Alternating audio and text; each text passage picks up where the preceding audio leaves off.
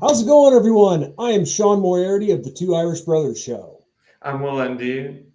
And this is the Notre Dame Football Postgame Live Pittsburgh edition. Beautiful, beautiful performance by the Irish today, Will. It was nice to have a game where you can just relax against a lesser opponent. 100%, man. Like, we've been going through it the past couple of weeks. Obviously, we had the bye week to relax a bit, but man, like, my heart can't take these close games anymore. I know, man. It could at the beginning of the year. But, hey, great performance by the defense. Offense still had a bit to be desired. I'm not trying to be a whiny fan here, but overall, like, got to be happy with the win, with a nice, comfortable win. Got to put the backups in. Great day at the office for the Irish. Well, I would have been very disappointed if they didn't get some, playing time because you got to start prepping for next season whenever you get the chance to. You got to give, especially your backup quarterbacks, because it could potentially be either Minchie or Angeli or Carr. Yeah, I'm not ruling out Carr or anything like that. He's not here yet. That's all. That's all that I'm saying. But yeah, you gotta give those guys some. Okay, this is last week's. I'm sorry, folks. This is last week's, or 3 weeks ago. Let me fix the banner here real quick. But anyway, Will, what was something that you were? Well, I mean, I guess there's a lot, but what's something that you were impressed with the most? I was impressed with the new. So obviously Ben Morrison was not playing, and unfortunately Cam Hart got a little nicked up. Hopefully he's okay. But the guys that came in, the second string guys, Jaden Mickey, Clarence Lewis, Christian Gray, they all looked like they could easily be starters for a Power 5 team. And that just shows how much the depth that we have at the cornerback position with Mike Mickens and the job that he's done. So that makes me very excited for next season, and that the secondary won't take much of a step back losing Cam Hart. Yeah.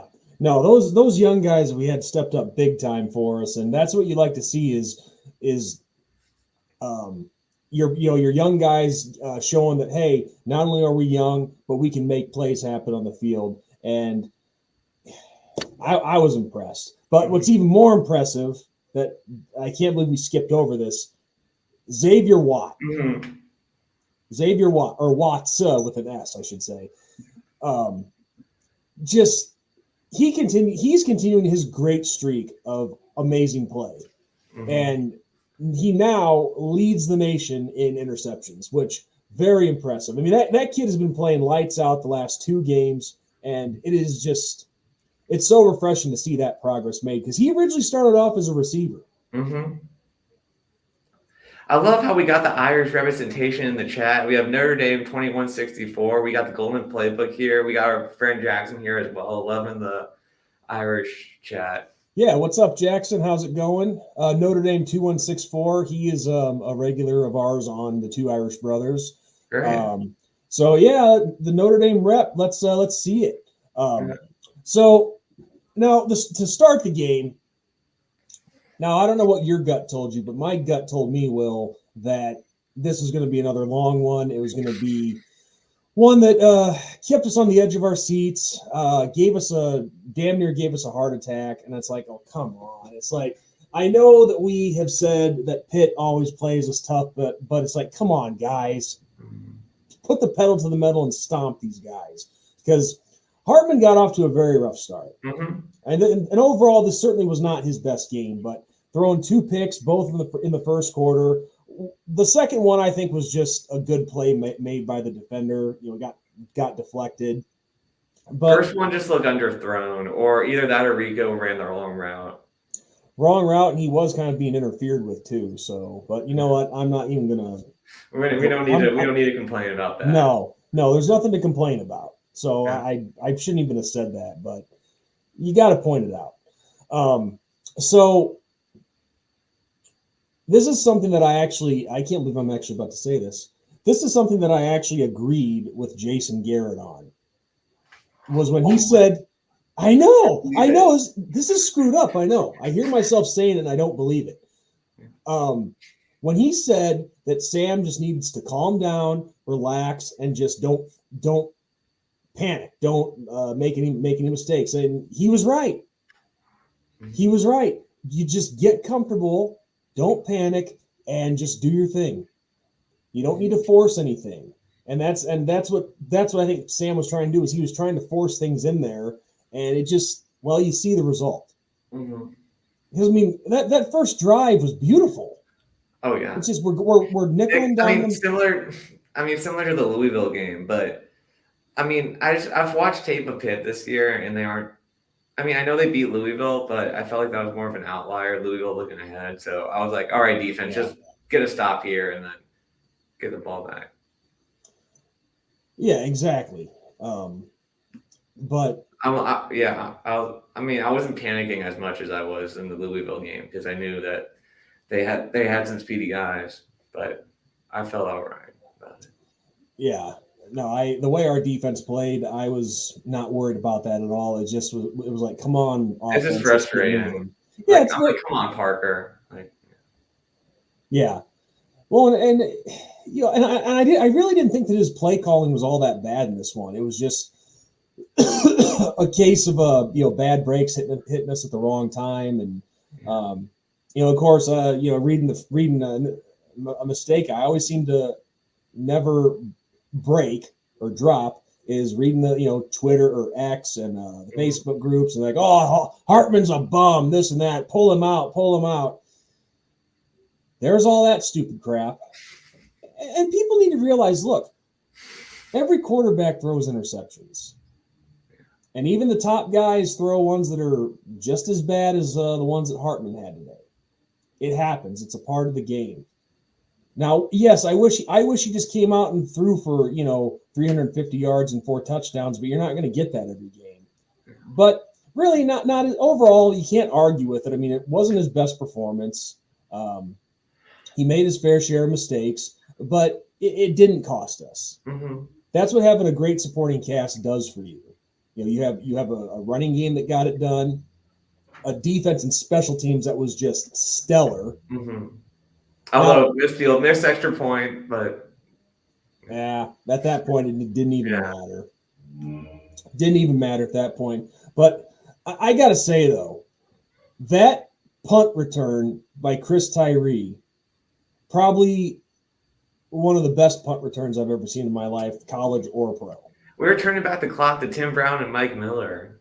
Yes, that exactly. That's the best description to give that. I couldn't agree more.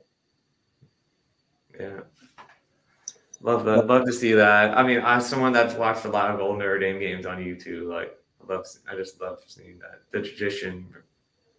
Great special teams. Oh yeah, you can't help but go back and watch some of those old games. It's a lot of fun. Mm-hmm. It's awesome. But yeah, let's look at the overall numbers from this game today. So Sam Hartman finished the day with 18 of 25, 288 yards, and the 2 picks. Unfortunately, no touchdowns. Then Steve Angeli came in, saw some action, 6 of 7, 92 yards for a touchdown. And even though it was in garbage time, I got to say, I thought Steven, just sticking with the quarterbacks here for a second, I thought Steve Angeli looked pretty good for the limited time that he did have today. Mm-hmm. I'm falling in love with Gino Guidugli. His development of quarterbacks to me is significantly better than what we saw from Tommy Boy. Yeah, no, you can definitely see that the development is a lot better than what it had been before, and I think when it comes to it also depends just what kind of quarterback you have too, and I've said this a lot. You play up to the quarterback that you have. You play up to his strengths. Just keep it simple, and that's what the Irish were doing today. With even when Hartman was still in the game, it was simple. But in Hartman's case, it was him trying to do too much at times. But Angeli, even though it was garbage time, he was smooth as a cat out there. Mm-hmm. Just everything was fluent. He was just not panicking, taking his time, looking for the open man. Mm-hmm. So a great job on his part. And that's, like I said, these are the times where you have to get your young guys into the game. You got to get them experience on the field. I mean, I love what I'm seeing from Angeli, but I want that upside. I want to see what Minchie can do. Like, maybe I'm being too greedy, but no, it's I think that's fair. You want to see what all your guys can do. I mean, because next year, and again, I'm not trying to take anything away from CJ Carr, but it's just he's not here yet. But the guys that have the most experience right now on your team are Angeli and Minchie, and I think just a way too early prediction. I think the quarterback spot is going to be between those two guys. Not saying CJ couldn't come in and make a splash. But so you're not buying into the possible portal back again? Well, I know coaches can change their mind all the time, but I remember Coach Freeman specifically said that he's not going to get another bridge quarterback. Okay, that's good. I mean, I want that. I want us to use what we have, because like if we don't use our quarterbacks that we recruit, why would they want to come to Notre Dame? So yeah, they're and not going to play. I get the approach of wanting to do these quote unquote bridge quarterbacks in the transfer portal and all that, but you're right. There comes a time where you have to like put all the focus on the guys that you brought in. Mm-hmm. Like you can only do that so many times where you bring in a bridge quarterback and let the guys under him develop. But there's going to come a time where you have to take some chances there and get your guys on that field, even if it's in an uncomfortable situation. Mm-hmm. So one of these three guys, Minchie, Angeli, or Carr, they're gonna have to just go in there and basically get thrown to the wolves essentially. I also really like what I've been seeing from Deuce Knight. I'm excited to see him, but he's a ways away. But I still what I've seen out of the guy. Oh yeah, absolutely. I've seen a few of his highlights, and that kid has the goods. Mm-hmm. So now let's get into our rushing and receiving. Audric Estime, another big day on the ground, 114 yards on 19 carries, 3 touchdowns, monster numbers. And would you expect anything less? No, I mean I hope he wins the Doak. He might not, but I love what I've been seeing from him. I mean, he's awesome. He's going to be a great NFL running back for whoever is lucky enough to get him. Love what he's done at Notre Dame. Great team leader. Well, it's just amazing. Like, again, I mean, yeah, he got stuffed a few times, but okay, that happens to every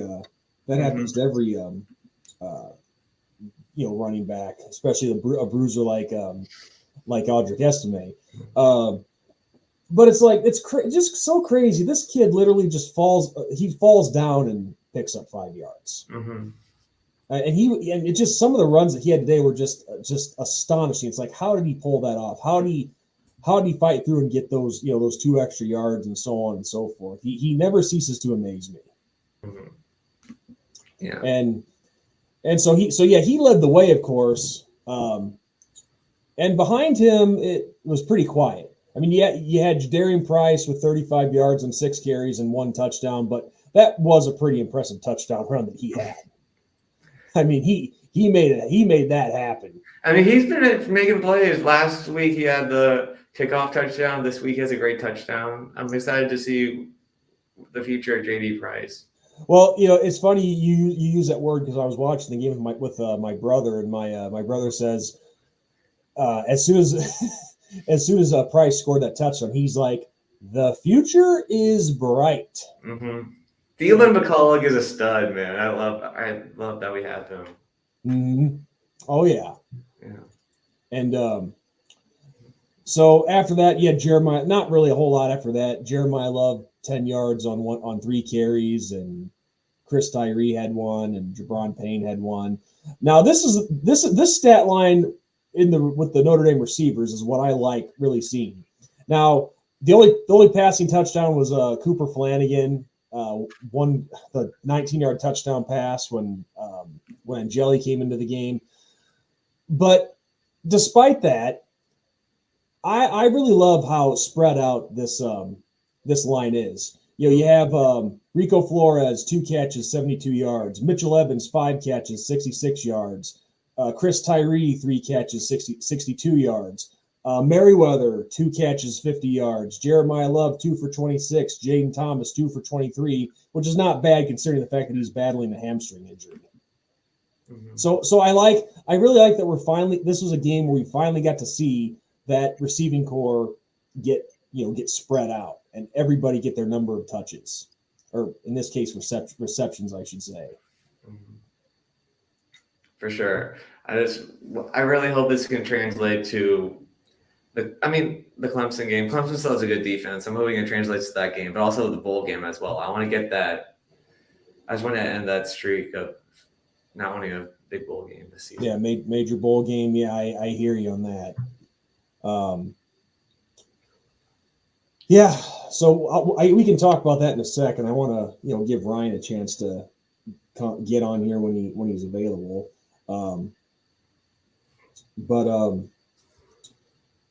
But anyway, so let's talk about the defense.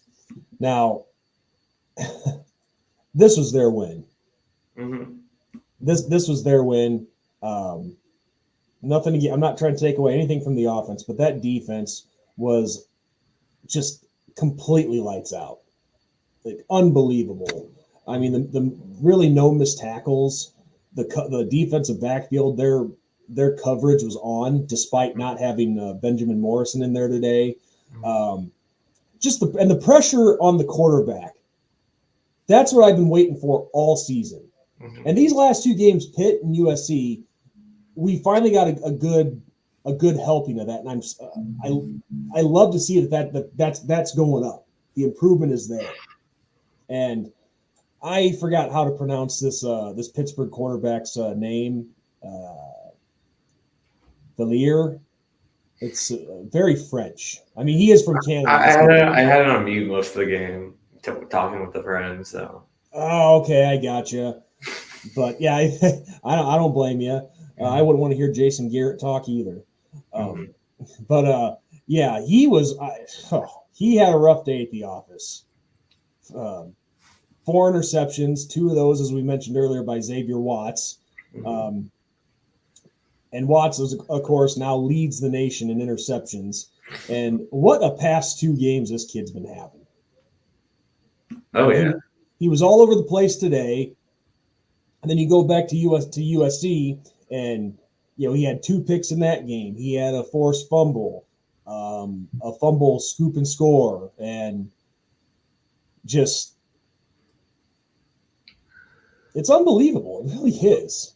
But it wasn't just him. I mean, everybody was getting in on the action. I mean, let's see, Christian Gray, Christian Gray, the true freshman, he stepped up there and got a pick. Jaden Mickey, sophomore. Mm-hmm. So our future is bright in the defensive backfield. And again, I know this is only Pittsburgh, but this is all without Benjamin Morrison in there. Mm-hmm. So that just shows, again, the development is heading in the right direction. For sure. Very excited. I don't know what happened there. Why? Anyway, doesn't matter. It looks like things are good now. Mm-hmm. I was afraid of my connection there for a second. So yeah, just an overall, a great overall performance from the entire team. Yeah, I mean, it was just dominance. I mean, what more can you say? Yeah, I love watching Pat Narduzzi just get flustered. It's always fun to watch. Seeing him write down stuff every time something bad happened. He had to write something down, and then I don't know. I think he had to definitely start another sheet of bad stuff to write down for his team because his team just got dominated. Yeah, I mean, aside from that first quarter, it was complete dominance. Mm-hmm. I mean, once we got going with the when we started picking off Valier, it was done. Mm-hmm. It was done. We took the fight out of him. Mm-hmm. But so anyway, so moving on here, you mentioned, Will, a little bit about you'd said about hoping to make a nice bowl game and finish off that streak. Yeah. Well, I know of course, this Tuesday on Halloween night, ironically of all nights, Mm-hmm.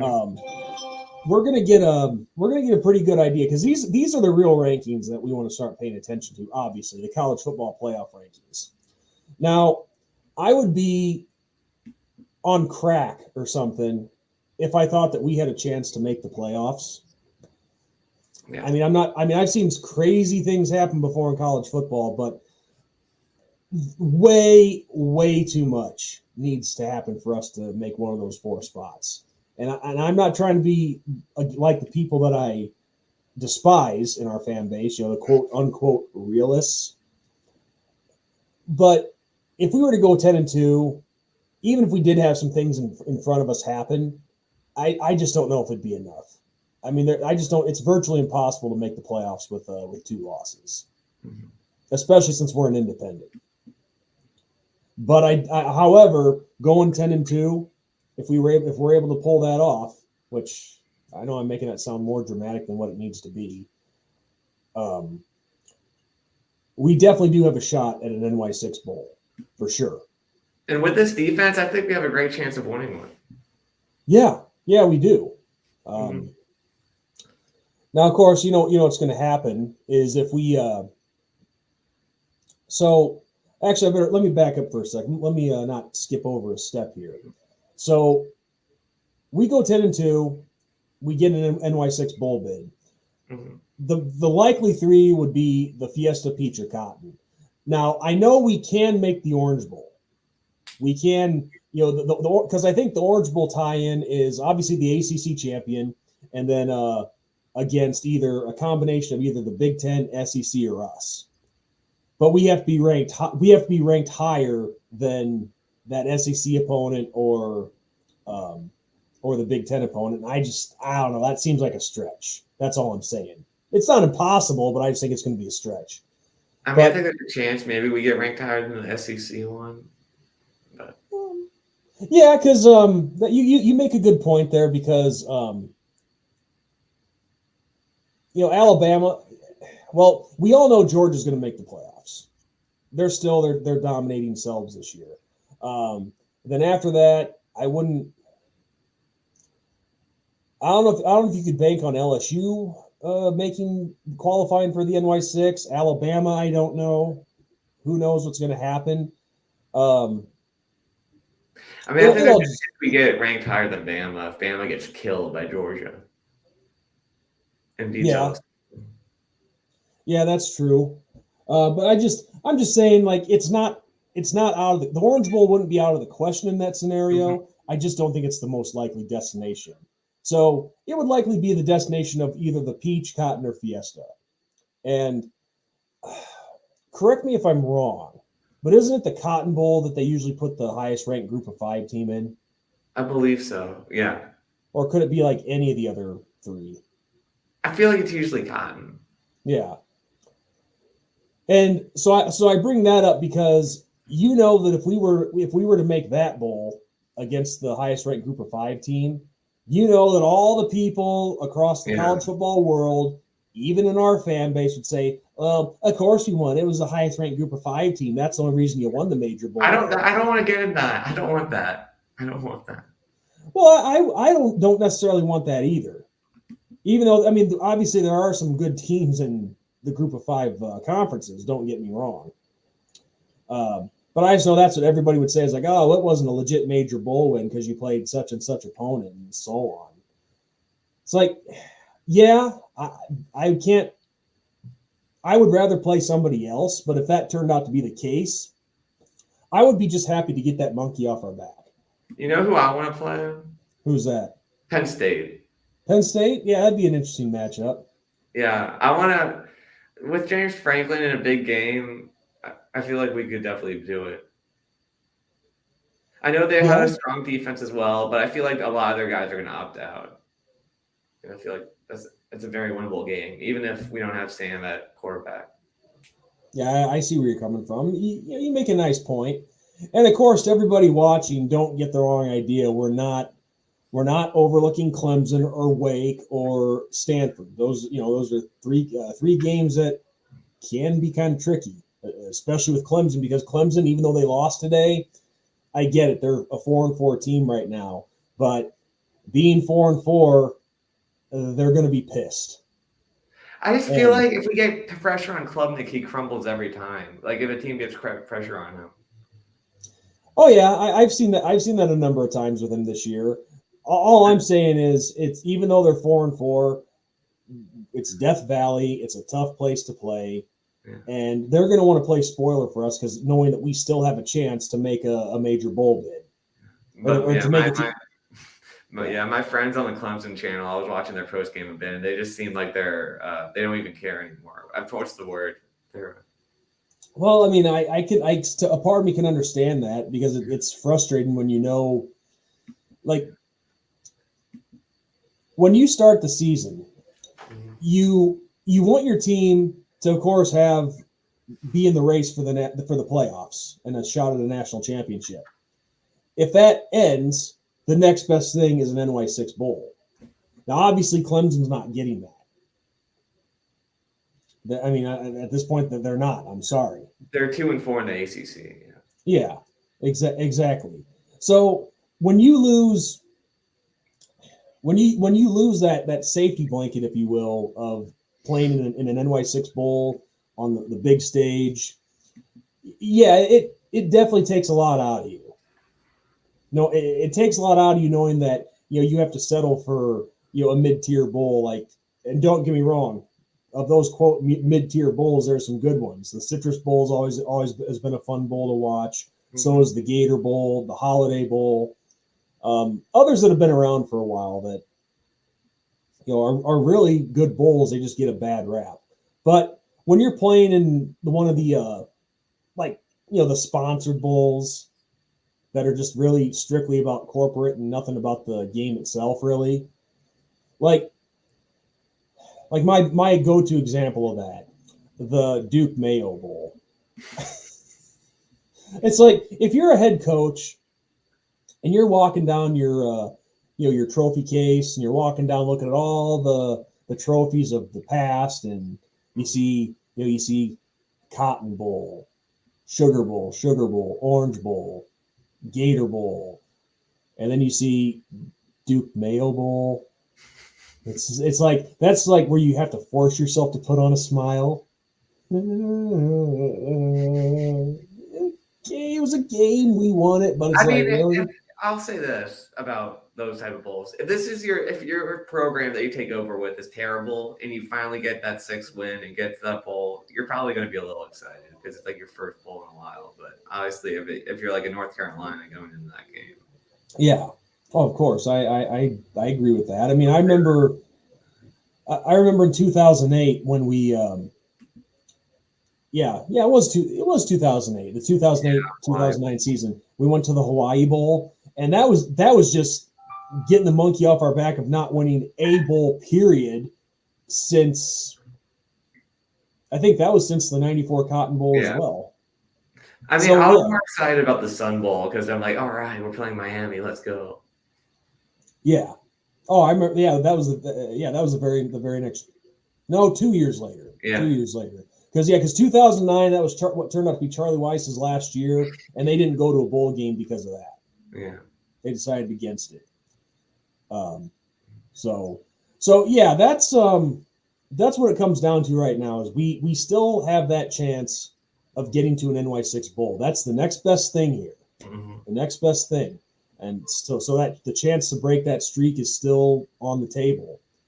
So yeah, I honestly think it's going to be Cotton Fiesta or Peach. Mm-hmm. Someone, I forget who it was, but someone predicted us that if we do get the NY6 bowl bid, that it'll be the Peach Bowl against Washington. Oh gosh! Now that would be interesting. That would be our secondary going up against their receivers. That would be an interesting game. Well, I will say this though about Washington. They do have a very explosive offense, but look what Arizona State held them to last week. Yeah, I mean they're inconsistent a bit. Mm-hmm. Yeah, very very inconsistent. But let's talk about that hypothetical matchup for a second. the funny thing is, of all the 6 major bowl games, the Peach Bowl is the one that we've never played in. Mm. So I would be excited about playing in that one. Just because it's a first and it's a pretty nice bowl game. It's because we played in all the other ones. We played in 2 Rose Bowls. We played in 2 Sugar Bowls, several Orange Bowls, several Cotton Bowls, and several Fiesta Bowls. Yeah. So I think it'd be fun to play down in Atlanta, and against Washington or whoever the opponent may be in that scenario. But I don't know. Of those 3, do you have a particular one that you'd like to see us play in? I mean, it's more about the opponent than the bowl for me. Okay. Yeah, well, you make a good point because you obviously want the bowl game, but you also want the opponent too. But yeah, I know you said Penn State, and the destination purely does not matter to you. Okay. Yeah, I just love beating up on the Big Ten. I'd love to get that opportunity too. Because we lost to Ohio State, but it's not like they beat up on us. Yeah, that was. I still have some emotional damage from that game. Well, I think everybody does, and I think, you talk about the ending with the 10 men on the field, and what if this happened? What if that happened? Which I get. But the thing that really just irritates me the most about that one is the fact that it's one of those games where you don't know for sure when you're going to play that opponent again. Yeah. I'm not saying it wouldn't happen. I'm not saying it won't ever happen again, but you don't know when you're going to play them again. And that was your opportunity. That was your opportunity to, protect your turf and not let somebody come in there and have their little feel-good story at your expense. And not to mention all the abuse from the trash that we got afterwards. Yeah. Just, not a classy fan base. But, I guess one thing we could do is we could take a look at some, or talk a little bit about some other action in the world of college football today. So, let's see, what scores. Let's get to the scores. Help me out here, ESPN. Yeah, so even though it didn't happen, like we were talking about Penn State, Indiana gave them a run for their money. But so far, the biggest story at this point of the day, Kansas taking down Oklahoma.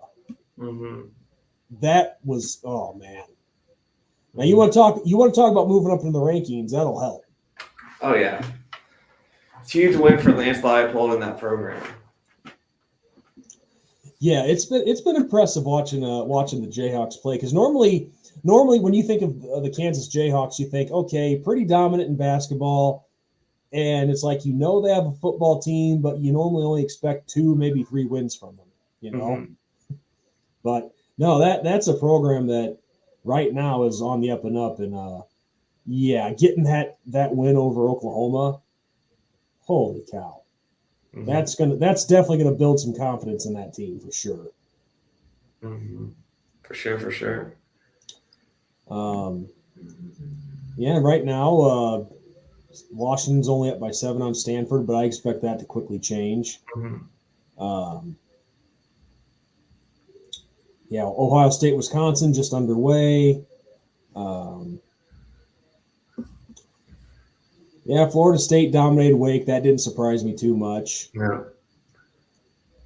And I remember someone said they thought that Georgia was going to get upset by Florida. And it's like, that one did kind of intrigue me a little bit. But it's like, no, Georgia just has too much firepower. I just don't think Billy Napier is a great in-game coach. Yeah, well, he is. It's just, it's just the Bulldogs. They're riding that wave right now. They have everything going for them. So they're a tough team to stop right now. And then let's see, Texas beating up on BYU doesn't surprise me too much, but this is the interesting one. Utah and Oregon. Now, I really thought this was going to be more of an even matchup. So I got to say, I got to be honest with you, the Oregon beating up on the Utes 35-6, that does surprise me a little bit. A little bit, but it also just shows how bad SC is at falling to. If they lose to that team, and then the Ducks, who they consider to be a rival and equal to them, this destroys them. Yeah. But yeah, I mean, Oregon and Washington they're on a collision course again to face each other in the conference title game, and that's going to be a great game. Oh, I think so. Mm-hmm. And then, of course, this is the big watch right now. That who's going to be that highest ranked Group of 5 team that gets to the major bowl bid. So yeah, Tulane. A lot of love. Yeah, yes, Air Force definitely has been getting a lot of love, and of course, Tulane, they're still coming on strong from their season a year ago when they upset the Trojans in the Cotton Bowl. Mm-hmm. So yeah, I think I agree. I think for that spot, it will come down between Air Force and Tulane. Now, granted, yes, you have they don't start till I don't know, about 20 minutes, but you could start taking a look at James Madison, but they're not good. So do you know what happened with them?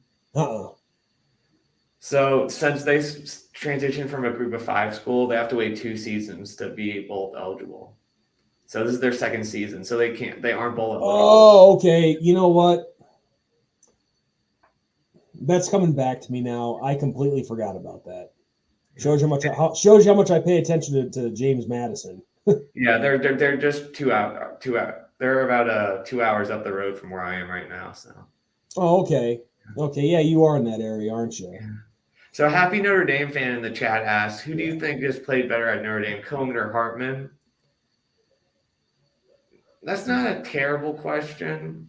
I mean, Cohen did play well under our crappy O-line, so he made the most out of what he's done. But I still think that Sam Hartman overall has been better. But that's definitely a good question to ask. And it makes you think more than we thought we would at the beginning of the season.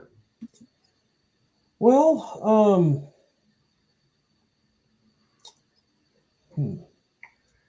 I mean, I just don't think Jack would have been able to make that play at the end of the Duke game. Like, I think Hartman just has that it factor about him that pushes him above Jack. See, I'm gonna say Sam Hartman because he has a lot more tools than what Jack Cohn did. Because there were times this season where the line was kind of sketchy, protecting for him. Mm-hmm. But there's been a lot more times when he's been able to find his way out of it, and yeah. So in my opinion, it's Hartman hands down.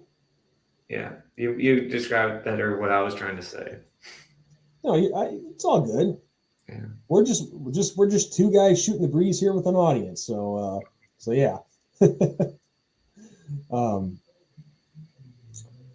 yeah, if anybody has any questions, feel free to ask and we will answer. Mm-hmm.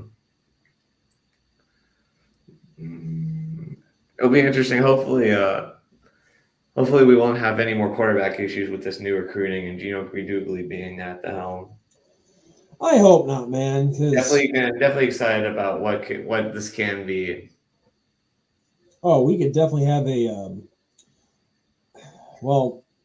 we somewhat do already, but once Carr gets here and Deuce gets here, we're going to have a very loaded quarterback room. And it's just the only question is who emerges on top of the mountain, if you will, for the starting job. Mm-hmm.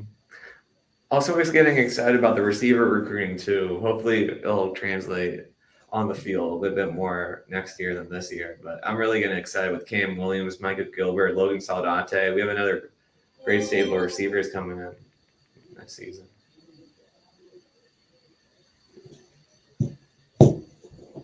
Okay. Sorry. I just found out that I screwed something up on here. Okay. Everything, but not a big deal, or? No, I just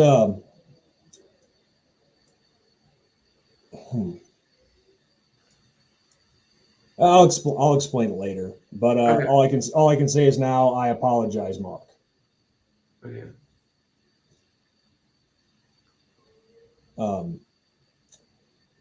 So yeah, no, the receiving recruiting, like you were saying, no, you bring in the weapons to have with your quarterback. Excuse me. Yeah, I'm so excited about the just the directions that this team can go in. Mm-hmm. Just don't screw it up. Yeah, please don't, coaches. Just coach well, please. Coach well. Yes. But yeah, so like we were saying before, the first playoff rankings come out Tuesday night, Halloween night. Who do you have in your top 4 at the moment? My top 4 at the moment, I have me. Cheat again has to be in there, unfortunately, although I despise that football program. I think they just because they've been dominating. Ohio State has to be in there. And then for me, it could be a number of teams in that third and fourth spot right now, but I think it has to be Florida State and Washington. Both have to be in there. Yeah, And I'm gonna leave Georgia out. I mean, I know they're a SEC team, but SEC just hasn't looked that impressive this season. And I feel like those 4 teams that I placed all have better wins than they do, except Michigan. But Michigan's been more dominant, and Georgia's been played closer. yeah, I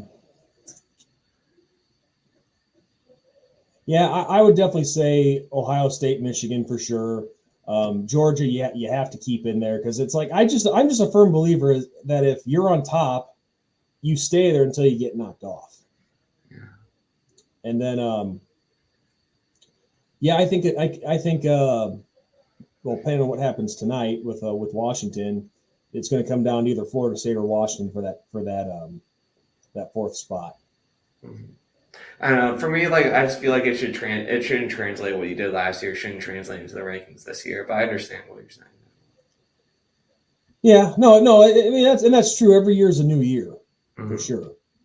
Yeah, but I just think like where you start, it's, you know, and then you stay where you're at, and then you Mm-hmm. whatever happens. So, but yeah, I'm almost out of stuff to talk about. Mm-hmm. Should we talk about the Clemson game coming up a bit more? I know we touched on it a bit. Yeah, we can, and of course, like I said earlier, anybody who has any questions out there watching, don't hesitate to ask. Mm-hmm. For sure. Who do you think is the team's most likely to be a fraud and why? Good question.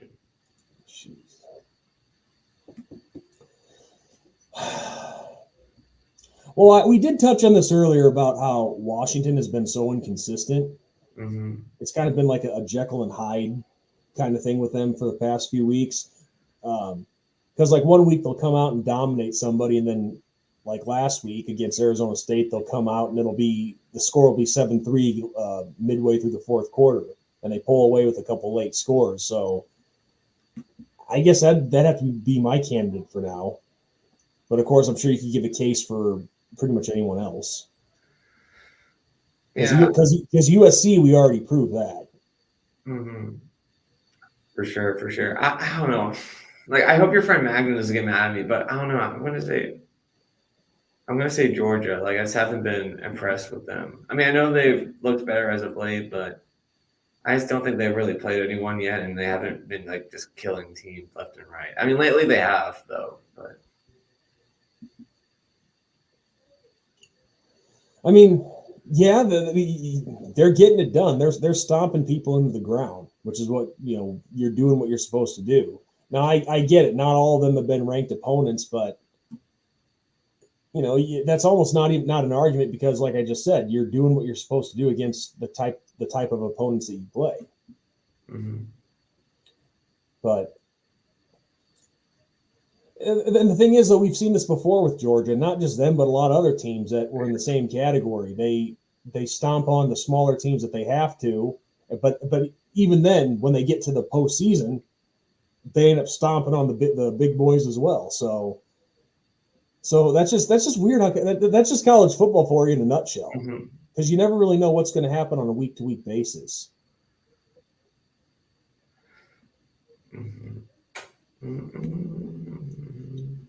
So do we want to talk about the Clemson games a little more? Yeah, sure. Well, like I said, normally you think, okay, this Clemson's 4-4.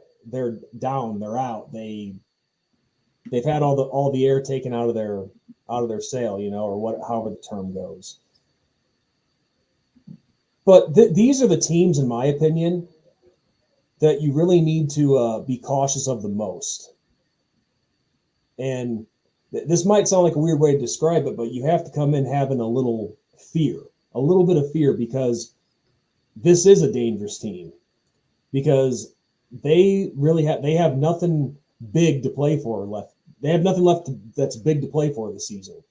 Playoffs gone, NY6 gone. So they're going to come in this is on their home turf, and think about it. This was originally slated to be a primetime game, but it slipped into an afternoon slot because, well, they're not highly ranked anymore.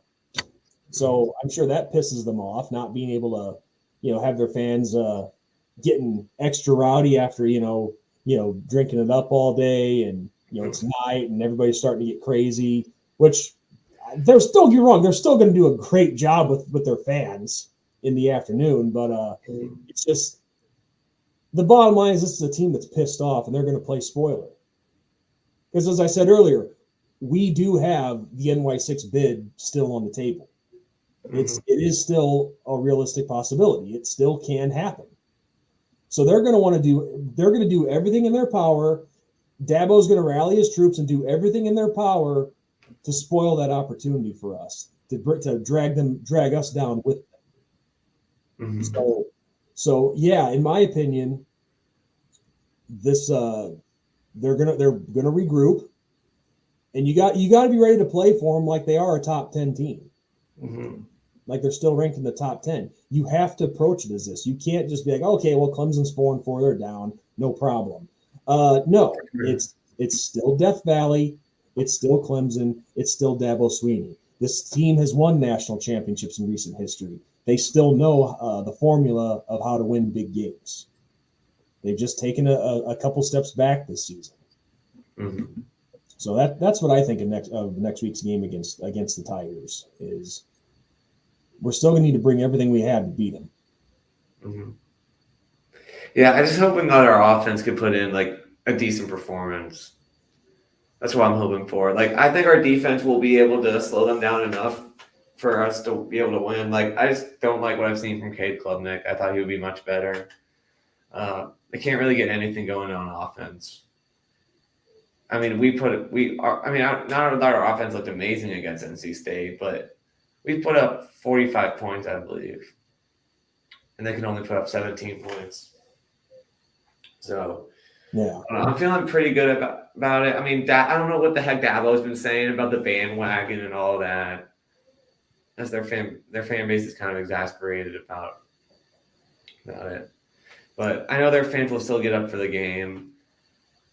But I think our defense will be able to just kind of shut down their offense, and their defense will eventually wear down. That's what I'm hoping for.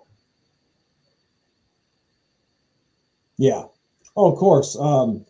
Yeah, I don't know what he's talking about with the whole bandwagon thing. Like, is he saying that is it like he's saying they're only with him when they win, or? Yeah, I think so. Well, all I know is this. I say this to any fan of any fan base: if you're not on board with your team, then get the hell out. Yeah. I mean, it's one thing to be angry and upset, which Clemson fans do.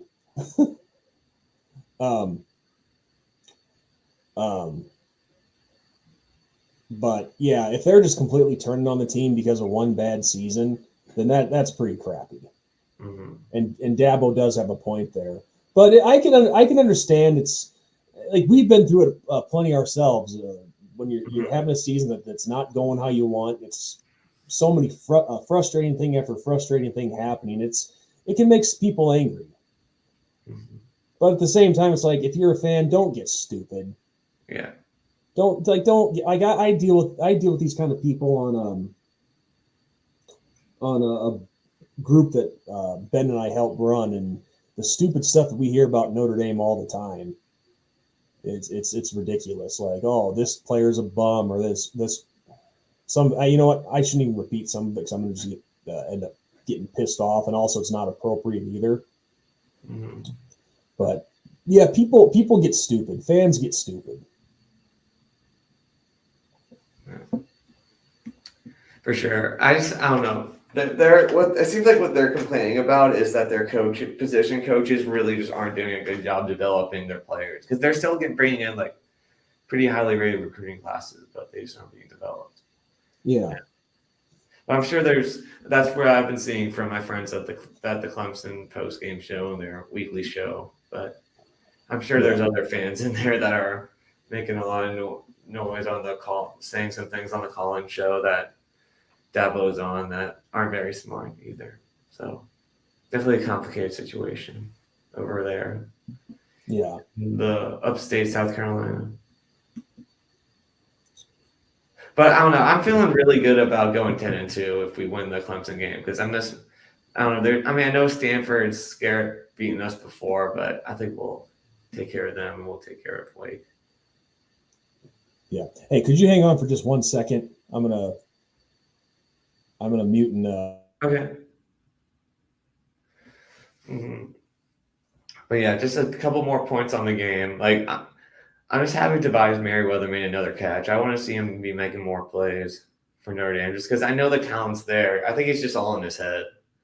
Honestly, I think he's all in his head, and hopefully he can make some more plays this week and go on to have a great junior year next season, because he's just such an important piece, huge recruit that we were able to snag at wide receiver. And he's more highly ranked even than the guys that we've been bringing in now. So hopefully for us Irish fans, he can charge on and end up having a great career in South Bend. Who is the best quarterback realistically Notre Dame can get? Well, honestly, I feel like there's still a very strong chance, because we've been getting better quarterbacks recruiting-wise. Like Kenny Minchie was a huge recruit that he'll most likely be the starter next year. But if we do go to the portal, which I don't want to do, I don't want us going to the portal. I want us using the guys that we've been recruiting, because if we're just going to the portal every time, why would he want to go to Notre Dame as a quarterback? But if we were to get a quarterback realistically, I think probably Riley Leonard from Duke, because I don't know. I don't think Cam Rising is leaving Utah. If he goes to the portal, obviously I would love to have Cam Rising, but I think he's staying and he's going to play at another season at Rice Eccles. But if we do get a quarterback in the portal, it'll most likely be Riley Leonard. But obviously, I'm hoping that we don't go to the portal. But yeah, I feel like Riley would have a fine season at Notre Dame, but long term, that wouldn't be the best choice for the Notre Dame coaching staff to rely on him. Rely on another transfer portal quarterback, whereas developing our own quarterbacks, getting them out to the NFL would be so huge for not just quarterback recruiting, but receiver and tight end recruiting as well. Well, I assume that's what this guy meant was, through the transfer portal. But still, though, I agree we shouldn't even touch the transfer portal unless something. Right now, I know Marcus Freeman said that he didn't want to go to the portal for a quarterback. He didn't want another bridge quarterback. And those are my words, not his. He didn't say those words, but no, he wants to develop the guys that we have in-house. And the only way that I would want to see us go to the transfer portal is if something like bad happened. Like, say we have two quarterbacks that get hurt, can't play the season. Like, for a scenario like that. That's the only time that I'd want to see us go to the portal for a quarterback this time around. I think the main reason why this is being talked about is because I believe Marcus Freeman said that the second bye week, so the bye week after the Clemson game, they're going to evaluate the quarterback situation. Yeah. I think that's why that's being brought up. So Yeah. I'm not faulting a Texas A&M fan for saying that, but it's just something I hope we don't have to do in South Bend. I think it's a fair question. Mm-hmm.